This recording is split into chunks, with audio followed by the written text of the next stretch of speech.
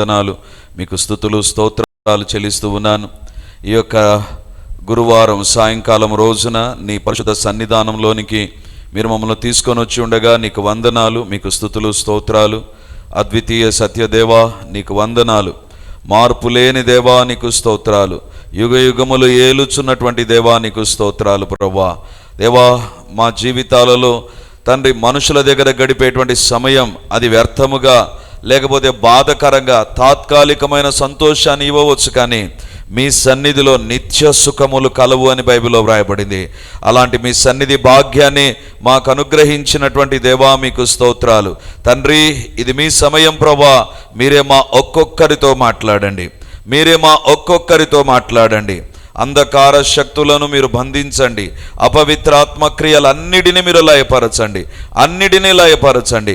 మీ వాక్యము ద్వారా మేము దర్శించబడినట్లుగా, దీవించబడినట్లుగా మీరే మమ్మల్ని మీ యొక్క వాక్యము ద్వారా సంధించుమని ప్రార్థన చేస్తూ యేసయ్య పరిశుద్ధ నామమందు ప్రార్థించి అడిగి పొంది ఉంటున్నాము తండ్రి.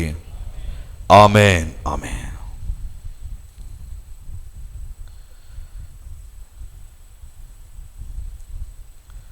దేవునికి స్తోత్రం కలుగునుగాక. ఈరోజు దేవుని యొక్క వాక్యంలో నుంచి మన సిరీస్ గురువారం రోజున మనం ధ్యానించేటువంటి వాక్య భాగం యోబు గ్రంథంలోకి వెళ్దాం. యోబు గ్రంథం 42వ అధ్యాయం. యోబు గ్రంథం 42వ అధ్యాయం.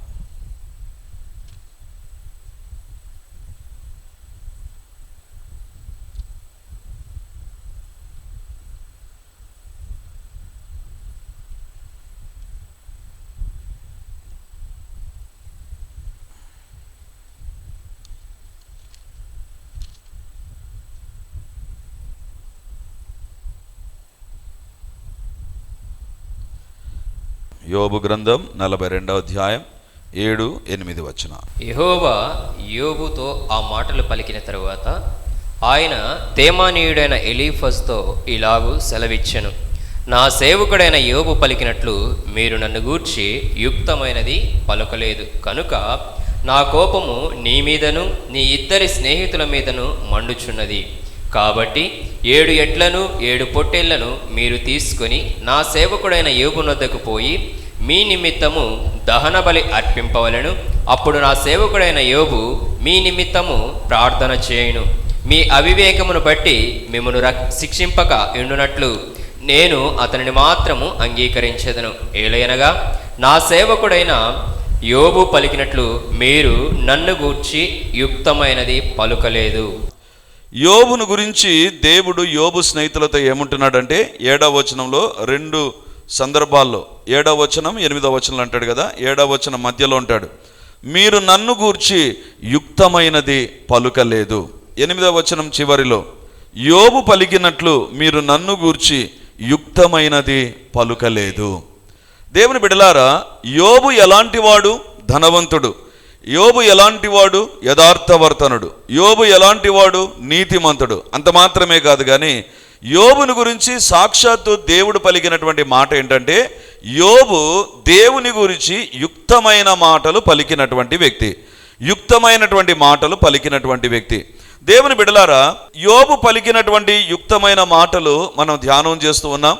ఎవరైతే మొదటిసారిగా యూట్యూబ్లో ఈ సందేశాన్ని వింటున్నారో, సుధీర్ మినిస్ట్రీస్ అనేటువంటి మా యూట్యూబ్ ఛానల్లో, ఇదే ఛానల్లో లేదా ఫేస్బుక్లో సుధీర్ మినిస్ట్రీస్ అనేటువంటి మా యొక్క ఫేస్బుక్ పేజ్లో కూడా ఈ సందేశాలు వరుసగా మీకు అందుబాటులో ఉంటాయి. తప్పకుండా ఒకదాని తర్వాత ఒకటి మీరు వినాలని నేను కోరుతున్నాను. దేవుడు అంటున్నాడు, యోబు నన్ను గూర్చి విశ్వాస సంబంధమైన మాట పలికాడు అని చెప్పలేదు.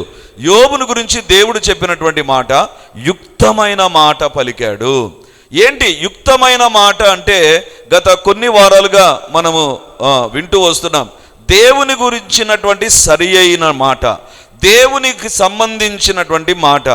అంటే లోక సంబంధంగా మనం అనేక రకాలైనటువంటి మాటలు వింటూ ఉంటాం, కానీ దేవుని గురించినటువంటి మాట ఎలాంటి మాట అంటే యోబు పలికినటువంటిది యుక్తమైన మాట. అంటే సులభంగా మనకు అర్థం కావడానికి చెప్పాలి అంటే, యేసు దేవుని గురించి యోబు పలికినటువంటి మాట అది నిజమైనటువంటి మాట. తాను దేవుని గురించి ఏమి నమ్మాడో అదే పలికాడు. కాబట్టి ఈరోజు దేవుని యొక్క వాక్యంలో నుంచి యోబు పలికినటువంటి 10వ యుక్తమైన మాటను మీ ఎదుట నేను ఉంచాలని కోరుతున్నాను. యోబు గ్రంథం 23వ అధ్యాయం. పోయిన గురువారం 12వ వచనాన్ని మనం ధ్యానం చేశాం. ఈరోజు 13వ వచనం. యోబు గ్రంథం 23వ అధ్యాయం 13వ వచనం. అయితే ఆయన ఏక మనస్సు గలవాడు, ఆయనను మార్చగలవాడెవడు? ఆయన తనకిష్టమైనది ఏదో అదే చేయును. యోబు దేవుని గురించి చెప్పినటువంటి యుక్తమైన మాట ఏంటంటే, ఆయన ఏక మనస్సు గలవాడు, ఆయనను మార్చగలవాడెవడు? దేవుడు ఎవరంట? యోబు చెప్తుంటున్నాడు, ఏక మనస్సు కలిగినటువంటి వాడు. దేవుని యొక్క స్వభావం ఏంటంట? ఏక మనస్సు. ఒకే రకమైనటువంటి మనస్సు ఉంటుంది. అది మారిపోయేటువంటి మనసు కాదు. పరిస్థితులను బట్టి, సందర్భాలను బట్టి, సమస్యలను బట్టి, కష్టాలను బట్టి, లేదా సాతాను యొక్క దాడిని బట్టి మారిపోయేటువంటి మాట కాదు. లేకపోతే దేవుని యొక్క మనస్సు ఎలాంటిదంట? ఏక మనస్సు. బైబిల్లో వ్రాయబడింది, ఆయనను మార్చగలవాడెవడు? దేవుని యొక్క స్వభావం ఏంటంటే ఏక మనస్సు. అది మార్చబడనటువంటి మనస్సు. దేవుని యొక్క మనసు ఒకే రకంగా ఉండేటువంటి మనసు. అంటే ఎందుకు ఈ మాట అంటున్నాడంటే, యోబు తన జీవితంలో తన శరీరము జబ్బుపడి వ్యాధి రోగం చేత మొత్తబడుతుండగా యోబు తన శరీరాన్ని చూసుకున్నాడు. ఈ శరీరం ఇంతకుముందు ఆరోగ్యంగా ఉండేది, ఇప్పుడు మారిపోయినటువంటి శరీరము. ఇంతకుముందు నా యొక్క ఆస్తిపాస్తులు నేను గొప్పగా ఉన్నాను, ఇప్పుడు నా ఆస్తిపాస్తులు మారిపోయాయి. ఇంతకుముందు నా భార్య మంచిగా దేవుని భయభక్తులు కలిగినటువంటిది, కానీ ఇప్పుడు ఆమె ఏమనిందంటే దేవుని నిందించి చచ్చిపో అని చెప్పినటువంటి యోబు యొక్క భార్య. తన స్నేహితులు ఎప్పుడు తనతో మంచిగా ఉండేవారు, ఇప్పుడు యోబులో తప్పులు కనుక్కుంటున్నారు. యోబు నీ జీవితం ఈ రకంగా ఉంది అని యోబు పరిస్థితిని బట్టి స్నేహితులు మారిపోయారు. అంటే యోబు శరీరం మారిపోయింది, యోబు ఆస్తి మారిపోయింది, యోబు ఇంటిలో సంతోషం లేకుండా పోయింది, యోబు జీవితంలో స్నేహితులు మారిపోయారు, యోబు జీవితంలో ఉన్నటువంటి పరిస్థితులు, అంతస్తు అన్నీ మారిపోయాయి. అప్పుడు యోబు అనేటువంటి మాట, ఏవి మారినా దేవుడు ఏకముగా ఉంటాడు. హల్లెలూయా. దేవుని బిడ్డలారా, ఎలాంటి లోకంలో ఉన్నాం తెలుసా? క్షణానికి మనిషి మారిపోతాడండి. క్షణానికి మనిషి మారిపోతాడు. పరిస్థితులు మారిపోతూ ఉంటాయి, జీవితాలు మారిపోతుంటాయి. అలాంటి లోకంలో మనం జీవిస్తుంటున్నాం. మన దేవుడు ఎలాంటి దేవుడు అంట? యోబు చెప్పేటువంటి మాట ఏంటంటే, ఆయన ఏక మనస్సు గలవాడు. ఏక మనస్సు గలవాడు అంటే మనుషులు మారుతూ ఉంటారు, మనుషుల మాటలు మారుతూ ఉంటాయి, నిర్ణయాలు మారుతుంటాయి, వారి ప్రేమలు మారుతుంటాయి, బంధాలు మారుతుంటాయి, చాలా రకాలైనటువంటి మార్పులు మనం చూస్తూ ఉంటాం. కానీ దేవుడు ఎవరంట? దేవుని గురించి యుక్తమైన మాట ఏంటి తెలుసా? యుక్తమైనటువంటి మాట, నిజమైనటువంటి మాట, విశ్వాస సంబంధమైన మాట. యోబు అంటున్నాడు, ఏది మారినా నువ్వు మారవు ప్రభా, ఏక మనస్సు గలవాడవు, ఏక మనస్సు గలవాడవు, ఆయనను మార్చగలవాడెవడు? అంటే మనం ఎందుకు మారుతాం అంటే, పరిస్థితులు మారుతాయి కాబట్టి మనం మారుతాం. మనం ఎందుకు మారుతాం అంటే, మన మూడ్స్ మారుతాయి, మన తలంపులు మారిపోతాయి కాబట్టి మనం మారుతాం. మనం ఎందుకు మారుతాం అంటే, మన శరీరం మార్పు చెందుతుంది కాబట్టి మనలో మార్పులు వస్తాయి. కానీ దేవుడిని ఎవ్వరు మార్చలేరంట. అందుకే యోబు అంటున్నాడు, దేవుని గురించి యుక్తమైన మాట ఏంటి తెలుసా? ఆయన ఏక మనస్సు గలవాడు, ఆయనను మార్చగలవాడెవడు? హల్లెలూయా. ఎవరిని దేవుడు తెలుసా? ఆయనను ఎవరు మార్చలేరు. ఆయనను ఏది కూడా ప్రభావితం చేయలేదు. ఆయన ఏక మనస్సు కలిగినటువంటి వాడు. అలాగైతే దేవుడు ఎలాంటి విషయాల్లో ఏక మనస్సు కలిగిన వాడు ఈరోజు దేవుని యొక్క వాక్యంలో నుంచి మనం చూద్దాం. What is the God's character? దేవుని యొక్క స్వభావం ఏంటిది? దేవుని యొక్క లక్షణం ఏంటిది? మలాకి గ్రంథం 3వ అధ్యాయం 6వ వచనాన్ని మనం చదువుకుందాం. యెహోవానైన నేను మార్పు లేనివాడను కనుక యాకోబు సంతతి వారైన మీరు లయము కాలేదు. యెహోవానగు నేను ఎవరంట? మార్పు లేని వాడను. What is God's character? దేవుని యొక్క లక్షణం ఏంటిది? స్వభావం ఏంటిది అంటే బైబిల్లో వ్రాయబడింది, మార్పు లేని వాడంట. దేవుడు మారడంట, మారిపోయేటువంటి వ్యక్తి కాదు. అంటే ఈరోజు మంచిగా రేపు చెడుగా, ఈరోజు రక్షించే దేవుడుగా రేపటి దినాన్ని త్రోసేసేటువంటి దేవుడుగా, ఈరోజు ఒక రకంగా రేపు ఇంకొక రకంగా ఉండేటువంటి మార్పు చెందే దేవుడు కాదు నీ దేవుడు. బైబిల్లో వ్రాయబడింది, యెహోవానగు నేను మార్పు లేనివాడను. మార్పు లేనివాడు. What is a God's character? దేవుడు స్థిరంగా ఉంటాడు, స్థిరంగా ఉంటాడు. అప్పుడప్పుడు మనం ఒక వస్తువులు కొంటూ ఉంటాం. వస్తువులు కొంటే ఆ వస్తువుల పైన ఒక ముద్ర ఉంటుంది. ప్రభుత్వము దాన్ని పరీక్షించి దానికి ఒక సంస్థను ఏర్పాటు చేస్తుంది. ఆ ముద్ర ఏంటంటే ఐఎస్ఐ మార్క్. ఐఎస్ఐ మార్క్ అనేటువంటిది ఒకటి ఉంటే అది చాలా స్టాండర్డ్ అని, అది మంచి క్వాలిటీ అని మనం నమ్మి తీసుకుంటాం. కానీ విచిత్రం ఏంటి తెలుసా? దానిపైన ఐఎస్ఐ మార్క్ ఉన్ని ఇంకా ఏ మార్క్ అన్నా ఉన్నని ఒకటి కొద్ది కాలం తర్వాత దాని పనితనం కానీ దాని స్వభావం కానీ మారిపోతూ ఉంటుంది. అంటే లోకంలో ఉన్నటువంటి ప్రతిదానికి కూడా ఒక మార్పు అనేటువంటిది ఉంటుంది. అంటే మనం చూస్తున్నాం కదా, వాతావరణం మారిపోతుంది. అంటే ఈరోజు చాలా వేడిగా అనుకుంటాం, రాత్రికి చల్లబడిపోయి ఉంటుంది. అంటే పరిస్థితులన్నీ మారిపోతున్నాయి. కానీ దేవుడు ఎవరంట? He is not unchanging God. He is not a God who changes because of the situations. పరిస్థితులను బట్టి మారిపోయేటువంటి దేవుడు కాదు. అంటే మన చుట్టూ ఉన్నవారు మారుతూ ఉండగా, మన చుట్టూ పరిస్థితులు మారుతుండగా, మన చుట్టూ ఉన్నటువంటి స్థితిగతులు మారుతుండగా దేవుని యొక్క వాగ్దానం, దేవుని యొక్క మాట ఏంటి తెలుసా? ఆయన మార్పు లేనటువంటి వాడు. దేవుని బిడ్డలారా, తూర్పు ఏ దిక్కున ఉంటుందో అదే దిక్కున ఉంటుందో ఏమన్నా మారుతుందా? తూర్పు దిక్కు అనేటువంటిది ఎక్కడైనా మారుతుందా? కంపాస్ అనేటువంటిది ఉంటుంది. సో ఉత్తర దక్షిణ తూర్పు పడమరలు చూపించేటువంటి కంపాస్ అది పెట్టినట్లయితే తూర్పు ఏ పక్కన ఉంటుందో, మా తాత ముత్తాతల కాలం నుంచి, ఆదాము పుట్టినప్పటి నుంచి తూర్పు ఏ దిశలో ఉందో అదే దిశలో ఉంది. మార్పు చెందల, దిశ మార్చబడలేదు, ఒక వైపు మార్చబడలేదు, ఒక దిక్కు మార్చబడలేదు. దేవుడు అంటున్నాడు, యెహోవానైన నేను మార్పు లేనివాడను. హల్లెలూయా. నీ దేవుడు ఎలాంటి దేవుడు తెలుసా? మార్పు లేనివాడు. అంటే నీ ఎదుట పరిస్థితులు మారుతుండగా నువ్వు బాధపడుతుంటావు, నీ ఎదుట స్థితిగతులు మారుతుండగా నీకు బాధ కలుగుతుంటుంది, నీ శరీరంలో మార్పులు వస్తుండగా బాధ కలుగుతూ ఉంటుంది, నీ చుట్టూ ఉన్న పరిస్థితులు మారుతుండగా బాధ కలుగుతూ ఉంటుంది. ఇప్పుడు దేవుడు పలికేటువంటి మాట ఏంటంటే, in spite of all these things, యోబు దేవుని గురించి చెప్పేటువంటి యుక్తమైన మాట ఏంటంటే, యెహోవానైనా నేను మార్పు లేని వాడను. దేవుని బిడలారా, ఇది మలాకీ గ్రంథంలో ఉండేటువంటి స్టేట్మెంట్. కానీ యోబు పురాతన గ్రంథం అని చెబుతారు. పురాతన గ్రంథం, oldest book in the Bible, book of Job, యోబు గ్రంథమే. మరి యోబు అనేటువంటి మాట ఏంటంటే, ఆయన ఏక మనస్సు గలవాడు, ఆయనను ఎవరు మార్చగలరు? ఆయన ఒకే రకంగా ఉంటాడు, ఆయన మార్పు చెందడు. దేవుని బిడలారా, ఆయన ఎలాంటి విషయాల్లో మార్పు చెందడు, ఆయన ఏం చేస్తాడు మార్పు చెందకుండా అనేటువంటిదే ఈరోజు దేవుని యొక్క వాక్యంలో నుంచి మనం చూద్దాం. ఇర్మియా గ్రంథం 31వ అధ్యాయం 3వ వచనాన్ని మనం చదువుకుందాం. చాలా కాలం క్రిందట యెహోవా నాకు ప్రత్యక్షమై ఇట్లా, నేను శాశ్వతమైన ప్రేమతో నేను నిన్ను ప్రేమించుచున్నాను. శాశ్వతమైన ప్రేమతో నేను నిన్ను ప్రేమించుచున్నాను. దేవుని బిడ్డలారా, ఇక్కడ ఏది మారదంట?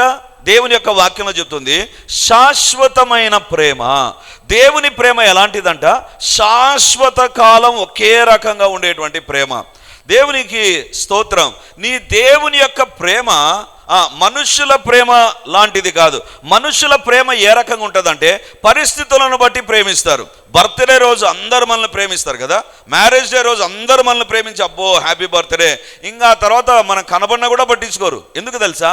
ఆ ప్రేమ పరిస్థితులను బట్టి ఉంటుంది. కానీ దేవుని యొక్క ప్రేమ ఎలాంటిదంట? బైబిల్లో వ్రాయబడింది, the greatest quality of the almighty God. దేవుల్లో ఉన్నటువంటి ఉన్నతమైన మొదటి లక్షణం ఏంటంటే శాశ్వతమైన ప్రేమ. అంటే దేవుని యొక్క ప్రేమ ఎందుకు శాశ్వతమైనది?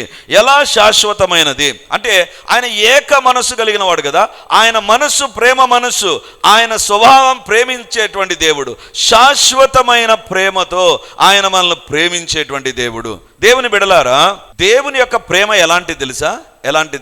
దేవుని యొక్క వాక్యంలో వ్రాయబడినట్టుగా అది శాశ్వతమైన ప్రేమ, అది శాశ్వతమైనటువంటి ప్రేమ.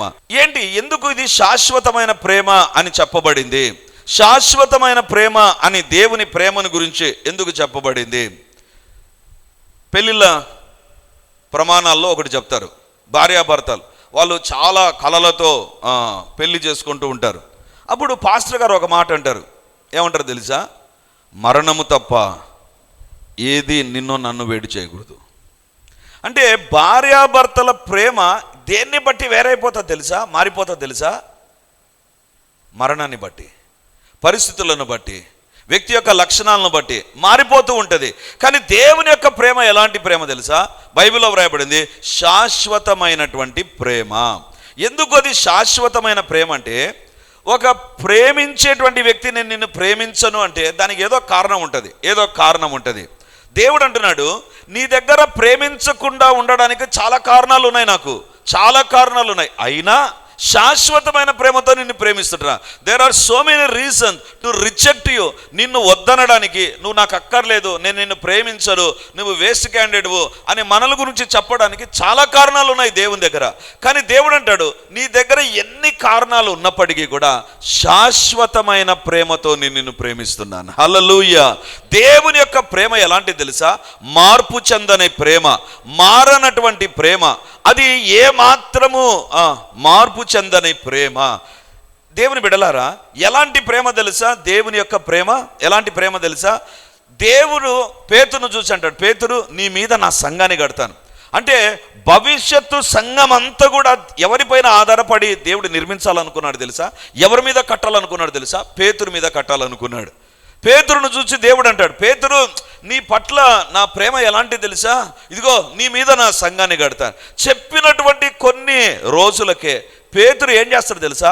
అసలు యేసు ప్రభు అంటే నాకు తెలియదు, యేసు ప్రభు నేను ఎరగను, యేసు ప్రభు గురించి నాకు తెలియదు అన్నట్టుగా యేసు ప్రభు ప్రేమను కాదంటాడండి, యేసు ప్రభును కాదంటాడు. అంత మాత్రాన దేవుని ప్రేమ మారిపోయిందా? మారలేదండి. పేతురును చూచాడు అని బైబిల్లో వ్రాయబడింది. ప్రేమతో యేసు ప్రభు పేతురును చూచాడు. దేవుని బిడ్డలారా, పేతురు నువ్వు అక్కర్లేదని చెప్పడానికి కారణాలు ఉన్నాయి, అయినా కారణాలు చూడకుండా ప్రేమించినటువంటి శాశ్వతమైన ప్రేమ. దేవుని బిడ్డలారా, పేతురు దగ్గరికి దేవుడు వచ్చినప్పుడు పేతురు ఎవరు తెలుసా? పాపర్. అంటే ఒక రకంగా చెప్పాలంటే జీరో, తన దగ్గర ఏమీ లేదు. అప్పుడు దేవుడు ప్రేమించాడు, తప్పు చేసినా ప్రేమించాడు, దేవుని ఎరగనని చెప్పినా ప్రేమించాడు, దేవుని కాదని చెప్పినా ప్రేమించాడు. 3.5 సంవత్సరాలు ట్రైనింగ్ పీరియడ్ సక్సెస్ఫుల్గా ముగించుకున్న తర్వాత చెప్పినటువంటి మాట ఏంటంటే, యేసుప్రభు అంటే నేను ఎరగను. అయినా దేవుడు అంటాడు, పేతురు స్టిల్ ఐ లవ్ యూ.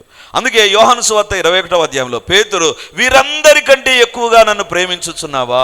నేను నిన్ను ప్రేమిస్తున్నాను పేతురు, but are you loving me? దేవుని ప్రేమ మారనటువంటి ప్రేమ, ఏకముగా ఉండేటువంటి ప్రేమ. దేవుని బిడ్డలారా, ఈ లోకంలో ఎవరి ప్రేమలైనా మారతాయి, కానీ దేవుని ప్రేమ మారదు, దేవుని ప్రేమ మారదు. దేవుని బిడ్డలారా, ఇక బైబిల్ గ్రంథంలో మరొక వ్యక్తిని చూపిస్తాను మీకు. యోనా. దేవుడు అంటాడు, నువ్వు ప్రవక్త. అప్పటికే చాలా ప్రవచన పరిచర్య జరిగించాడు. పరిచర్యలో వాడబడినటువంటి వ్యక్తి యోనా అండి. దేవుని బిడ్డలారా, యోనా దేవుని కాదని వెళ్ళిపోతాడండి. వెళ్ళిపోయినప్పుడు తిరిగి యోనాను ప్రేమించి తిరిగి నిలబెట్టి వాడుకున్నాడండి.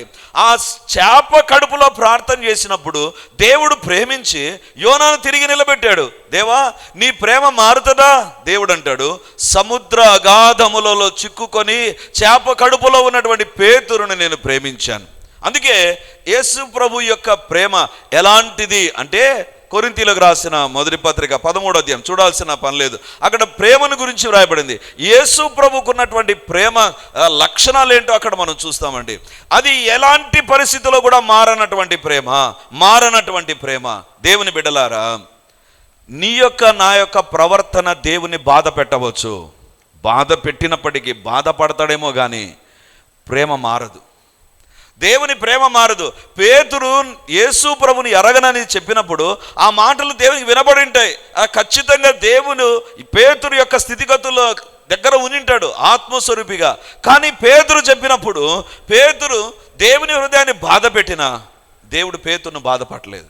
ఈరోజు వాక్యం వింటున్న దేవుని బిడ్డ, నీ జీవితంలో నువ్వు ఎన్నిసార్లు దేవుని బాధ పెట్టావో, ఎన్నిసార్లు నీ యొక్క మాటల ద్వారా, నీ చేష్టల ద్వారా, నీ యొక్క పరిస్థితుల ద్వారా దేవుని బాధ పెట్టావో నాకు తెలియదు. ఆయన మార్పు చెందల, ఆయన ప్రేమ మారల. అందుకే ఈరోజు మనం సజీవులంగా ఉన్నాం, అందుకే ఈరోజు దేవుని మందిరానికి రాగలిగాం, అందుకే ఈరోజు మన జీవితాల్లో కొన్ని ఆశీర్వాదాలు మనం అనుభవిస్తూ ఉన్నాం. ఎందుకు తెలుసా? ఆయన ఏక మనస్సు గలవాడు. దేంట్లో? ప్రేమించే విషయంలో, నిన్ను ప్రేమించే విషయంలో. దేవుని బిడ్డలారా, దేవుని యొక్క ప్రేమ, శాశ్వతమైన ప్రేమ ఎక్కడ కనపడుతుంది తెలుసా? సిలువలో కనపడుతుంది. దేవుడు లోకమును ఎంతో ప్రేమించెను. అంటే దేవుని యొక్క ప్రేమను వివరించడానికి పినకల్ శిఖర స్థాయి ఏదైనా ఉందంటే సిలువ అండి. సిలువలో దేవుని మనం చూస్తే ఆ ప్రేమ యొక్క ఉన్నతమైన స్థితి కనపడుతుంది. దేవుడు లోకమును ఎంతో ప్రేమించెను కాగా ఆయన తన ఏకైక అద్వితీయ కుమారుని మన కోసం అప్పగించెను. దేవుని బిడ్డలారా, సిలువలో ఏంటి శిక్ష? దేవుడు అంటాడు, శిక్ష నేను తీసుకుంటా, ప్రేమను నేను నీకు ఇస్తా. శిక్ష నేను తీసుకుంటా. సిలువలో దేవుడు చూపిన ప్రేమ ఏంటి తెలుసా? శిక్ష నేను తీసుకుంటా. దేవుని బిడ్డలారా, మాటల్లో చూపలేదు దేవుడు తన ప్రేమను క్రియల్లో చూపాడు. వాక్యాన్ని వింటున్నటువంటి దేవుని బిడ్డలారా, సిలువ ఏమని చెప్తా తెలుసా? నీ పాపం ఎంత పెద్దదైనా దేవుని ప్రేమ అంతకంటే పెద్దది. హల్లెలూయా. నీ పాపం ఎంత పెద్దదైనా, నీ తప్పు ఎంత పెద్దదైనా, నీ అవిధేయత ఎంత పెద్దదైనా దేవుని ప్రేమ అంతకంటే గొప్పది. అందుకే యోహాను 3:16 మనం చూస్తాం కదా, దేవుడు లోకమును ఎంతో ప్రేమించెను. దేవుని యొక్క ప్రేమ మారదండి, మారిపోదు. పరిస్థితులను బట్టి మారిపోదు, వ్యక్తులను బట్టి మారిపోదు. అది ఎలాంటి ప్రేమ తెలుసా? నీ జీవితంలో శాశ్వతంగా ఉండేటువంటి ప్రేమ. ఈ లోకంలో ఉన్నటువంటి ప్రతి ప్రేమకు బౌండరీస్ ఉంటాయి, హద్దులు ఉంటాయి, అంతవరకే. కానీ దేవుని యొక్క ప్రేమ శాశ్వతమైనటువంటి ప్రేమ. దేవుడు అంటాడు, చూడుము నా అరచేతులలో నేను నిన్ను చెక్కుకున్నాను. ఈ మధ్య కాలంలో కొత్త స్టైల్ ఒకటి వచ్చింది కదా. కొత్త స్టైల్ ఏంటంటే, బర్త్డే గిఫ్ట్లు ఏమిస్తున్నాడు తెలుసా? ఇంతకుముందు ఏవో ఇచ్చేవాళ్ళు. ఇప్పుడు కొత్త స్టైల్ వచ్చింది. ఏంటంటే సిరంజి తీసుకుంటారు. సిరంజి తీసుకొని శరీరంలోంచి బ్లడ్ తీస్తారు బయటికి. ఒక బాటిల్లోనికి బ్లడ్ తీసి ఆ బ్లడ్ తీసుకుపోయి డ్రాయింగ్ వేసే వ్యక్తికి ఇస్తారు. ఇచ్చి దీనితో పలానా వ్యక్తి బొమ్మకి, ఎందుకంటే నా రక్తముతో ఒక బొమ్మ గీసి నా ప్రేమను నేను చూపిస్తా. దేవుని బిడ్డలారా, బ్లడ్ డ్రాయింగ్, అది డ్రాయింగ్ ఎవరు అది చేయొద్దు. మన ప్రేమను రక్తముతో చూపించాల్సిన పనిలే. అది మోసపూరితమైన ప్రేమ. రక్తముతో చూపించినటువంటి ప్రేమ అది నాకు అనిపిస్తుంది బొమ్మపైకి వచ్చింది, అంతే. బొమ్మపైకి వచ్చింది. ఆ బొమ్మ ఒకవేళ ఫేడ్ అవుట్ అయిపోతే నీ ప్రేమ కూడా ఫేడ్ అవుటేనా? రక్తం ఎప్పటికీ ఎర్రగా ఏముండదు. ఆ బొమ్మలో రక్తం మెల్లిగా డల్ అయిపోతుంది. అంటే ఇండైరెక్ట్గా ఏమని చెప్తున్నాడు? బొమ్మ గీసే వ్యక్తి, గీయించినటువంటి వ్యక్తి ఏమంటానంటే, నా ప్రేమ రక్తంలాగా కొంచెం కాలం ఎర్రగా ఉంటుంది, ఆ తర్వాత మళ్ళీ మారిపోతుంది. ఏమంటే స్టైల్, కొత్త మెథడ్ కదా. దేవుడు అలా చూపించాల. దేవుని ప్రేమ ఎలాంటి తెలుసా? ప్రాణము పెట్టునంతగా. సిలువలో రక్తాన్ని గార్చాను నీకోసం, దెబ్బలు తిన్నాను, ఇక నేను పరలోకానికి వెళ్ళిపోతాను, మిగిలిన నువ్వు భరించని చెప్పలే. రక్తము కారునంతగా, ప్రాణము పెట్టునంతగా దేవుడు ప్రేమించాడు. దేవుని ప్రేమ మార్పు లేదు. ఎందుకు తెలుసా? 2 విషయాలు. ఆ ప్రేమ ఎలాంటిది తెలుసా? నీవు ఎంత పెద్ద తప్పు చేసినా ఆ తప్పు కంటే మించిన ప్రేమ ఉంటుందండి. దట్ ఈస్ వై దేవుడు అంటారు, నా ప్రేమ శాశ్వతమైనది. నా ప్రేమ శాశ్వతమైనటువంటిది. దేవుని బిడ్డలారా, దేవుడు ఆదాము హవ్వలను తన చేతులతో నిర్మించి ఏదైనా తోటలో పెట్టిన తర్వాత బైబిల్లో వ్రాయబడినటువంటి మాట, వాళ్ళు తప్పు చేసిన తర్వాత ఏదైనా తోటలోంచి బయటికి పంపించాడు. వదిలేశాడా ఆదామును హవ్వను దేవుడు దీవించి వారికి సంతానం ఇచ్చి ఆదాము కొన్ని 100 ఏండ్లు బ్రతుకున్నట్లుగా దేవుడు కృప చూపించాడు. దేవుడు మారదు, దేవుని ప్రేమ మారదు, దేవుడు మారడు. ఇక్కడ బైబిల్లో వ్రాయబడింది, శాశ్వతమైన ప్రేమతో నేను నిన్ను ప్రేమించుచున్నాను. ఈరోజు వాక్యాన్ని వింటున్న దేవుని బిడ్డ, నీ జీవితంలో దేవుని నువ్వు ఏ విషయంలో అయినా బాధించి ఇక్కడికి వచ్చావా? ఈరోజు దేవుడు ప్రేమతో నీకు చెప్పే మాట ఏంటంటే, శాశ్వతమైన ప్రేమతో దేవుడు ప్రేమిస్తున్నాడు. ఈ లోకంలో ప్రతి ప్రేమకు హద్దులు ఉంటాయి. ఇంతవరకే. ఆ తర్వాత ప్రేమ మారిపోతుంది. ప్రేమ పగగా మారిపోతుంది, ప్రేమ ఈర్ష్యగా మారిపోతుంది, ప్రేమ కోపంగా మారిపోతుంది, ప్రేమ కక్షగా మారిపోతుంది. కానీ దేవుని ప్రేమ ఎలాంటిదంట? శాశ్వతమైన ప్రేమ. అది యుగయుగాలు మారనటువంటి ప్రేమ. లోకంలో ఏది మారినా దేవుని ప్రేమ మారదు, దేవుని తలంపులు మారవు. అందుకే ప్రభు అంటాడు కదా, పర్వతాలు తొలగిన, మెట్టలు తత్తరిల్లిన, నా కృప నిన్ను విడిచిపోదు, నా నిబంధన తొలగిపోదు. దేవుడిచ్చిన మాట, దేవుని తలంపులు తొలగిపోవు. ఆ మాటలు నమ్ము. నీ పరిస్థితులను నమ్మొద్దు, ప్రజలు చెబుతున్న మాటలు నమ్మొద్దు, నీకు అనిపిస్తున్నటువంటిది నమ్మొద్దు. దేవా, నా జీవితంలో నీ తలంపులు నెరవేరుతాయి, నీ యొక్క ఉద్దేశాలు నా ఇంటిలో నెరవేరుతాయి, నా భర్త విషయాల్లో, నా పిల్లల విషయాల్లో, నా ఆరోగ్య విషయాల్లో, ఆర్థిక విషయాల్లో. Lord, your thoughts are going to be establish. నీ తలంపులు నెరవేరుతాయి. కానీ దేవుని యొక్క తలంపులు, దేవుని యొక్క ప్రేమ దగ్గర ఆటలాడుకోవద్దు. ఆయన తీర్పు కూడా మారదు. ఆయన తీర్పు తీర్చే దేవుడు. ఆయన నీ జీవితంలో తీర్పు తీర్చక ముందే సరి చేసుకుందాం. ప్రభువా, నీకు వ్యతిరేకంగా నేను ఏ తప్పు చేసినా, ఎక్కడ నా జీవితాన్ని నేను సరి చేసుకోకుండా ఉన్నా, నన్ను దర్శించు ప్రభువా. నీ రక్తము నన్ను కడగాలి. దేవుని వైపు చూద్దాం. స్తోత్రము తండ్రి, హల్లెలూయా. మొదటిగా, దేవునికి వ్యతిరేకంగా నీ జీవితం ఏమైనా ఉందా? దేవునికి వ్యతిరేకమైన కార్యాలు, తలంపులు, నిర్ణయాలు, ఉద్దేశాలు, సంబంధాలు ఏవి ఉన్నా ఈరోజు దేవుడు అడుగుతుంటున్నాడు. తీర్పు తీర్చక మానడు. ఆయన తీర్పు తీర్చక మానడు. ఆయన ఎదుట సరి చేసుకుందాం. అప్పుడే నీ క్షమాపణ కోరినప్పుడే ఆయన శాశ్వతమైన ప్రేమ, ఆయన తలంపులు నీ జీవితంలో నెరవేరుతాయి. ప్రభు ఎదుట పరీక్షించుకుంటూ ప్రార్థన చేద్దాం. స్తోత్రము తండ్రి, హల్లెలూయా, హల్లెలూయా. గొప్ప దేవానికి వందనాలు, సైన్యములకు అధిపతి అయిన దేవానికి స్తోత్రాలు, అద్వితీయుడా నీకు వందనాలు, ఆలోచనకర్త నీకు వందనాలు, బలవంతుడవైన దేవానికి స్తోత్రాలు, మహాఘనుడవైనటువంటి తండ్రి మీకు స్తోత్రాలు, యుగ యుగములు ఏలుచున్నటువంటి దేవానికి వందనాలు చెల్లిస్తుంటున్నాను ప్రభువా. హల్లెలూయా, హల్లెలూయా, హల్లెలూయా. ఎవరి జీవితము ఇంకా సరిచేయబడకుండా లోకంలో, పాపములో నిర్లక్ష్యంగా తండ్రి జీవితాన్ని నడిపిస్తూ ఉన్నారో ప్రతి ఒక్కరిని రోజు మీరు హెచ్చరించారు ప్రభువా. లైవ్ లో ఎవరైతే వాక్యం వింటున్నారో, ఈ సందేశాన్ని ఎక్కడి నుంచి వింటూ ఉన్నా, దేవుని భయము దిగివచ్చును గాక, దేవుని భయము దిగివచ్చును గాక, జీవితాలు మార్చుకొందుము గాక, ప్రతి ఒక్క తప్పును సరి చేసుకొందుము గాక. ఎక్కడ నీకు వ్యతిరేకమైన కార్యాలు మేము చేస్తున్నామో, ఎక్కడ నీకు వ్యతిరేకమైన జీవిత విధానాన్ని మేము కలిగి ఉన్నామో, ఎక్కడ మా జీవితాల్లో లోకము, పాపం అనేటువంటిది ప్రవేశించిందో, ఎక్కడ మా జీవితాల్లో ప్రభువా మనుషులకు ప్రాధాన్యతనిస్తూ దేవునికి దూరం అయిపోతున్నామో తెలుసు ప్రభువా. నీ రక్తం మమ్మల్ని కడుగునుగాక. యేసు నామమందు స్వస్థతలు కలుగునుగాక, స్వస్థతలు కలుగునుగాక, స్వస్థతలు కలుగునుగాక. యేసు నామమందు స్వస్థతలు కలుగునుగాక. అద్భుతమైన కార్యములు జరుగునుగాక. ఏ దీవెన ఎదురు చూస్తున్నా ఆ దీవెన పొందుకొందురుగాక. యేసు నామమందు ఆ దీవెన పొందుకొందురుగాక. నైనా మీ కార్యాలు మీరు జరిగించి మహిమను పొందుమని మమ్మల్ని మేము తగ్గించుకుంటూ మీ నామాన్ని హెచ్చిస్తూ యేసయ్య పరిశుద్ధ నామమందు ప్రార్థించి అడిగి పొంది ఉంటున్నాము తండ్రి. ఆమేన్, ఆమేన్. వాక్యాన్ని వింటున్నటువంటి దేవుని బిడ్డలారా, ప్రార్థన టీవీలో వాక్యాన్ని వింటున్న దేవుని బిడ్డలారా, ఈ యొక్క లైవ్ కార్యక్రమాలు చూస్తున్న దేవుని బిడ్డలారా, మీకందరికీ ఒక ప్రత్యేకమైన ప్రకటన ఇప్పుడు నేను తెలియజేస్తున్నాను. ఈ ఆదివారం నుంచి ప్రతి ఆదివారం రిడీమర్లో 3 ఆరాధనలు జరుగుతాయి. మొదటి ఆరాధన 8 గంటలకు, రెండవ ఆరాధన 10:30కు, మూడవ ఆరాధన సాయంత్రం 7 గంటలకు. సో ఈ 3 ఆరాధనలో ఇక ప్రతి ఆదివారం ఒక్కొక్క సర్వీసులో ఒక్కొక్క దేవుని నామాన్ని మనం ధ్యానం చేయబోతున్నాం.